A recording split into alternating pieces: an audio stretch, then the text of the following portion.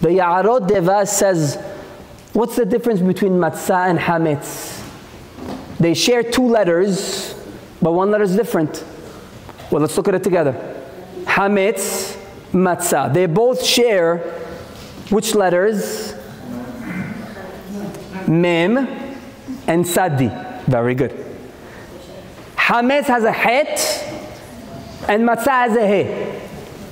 Says the Yaarot Devash Rabbi Yonatan Eibshitz. What's the difference between hametz and matzah in your life? Well, if you look at the het is a letter that you cannot enter. There's no opening. It's closed. That's a person that closes Hashem from his life, that shuns Hashem away, that doesn't believe in Hashem, that doesn't have emunah in Hashem. He's a hametz kind of guy. But look at the he, look at the matzah. The he looks a little bit like the het, but has small opening. That's all Hashem wants.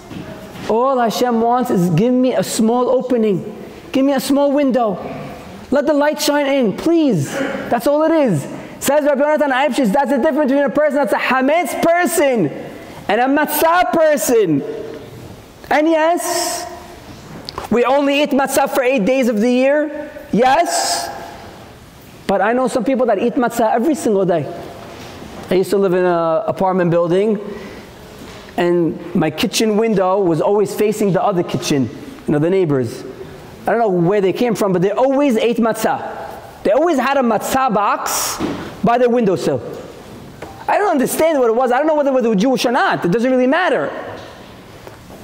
But eating matzah infuses in you that understanding that I want to open for Hashem a window.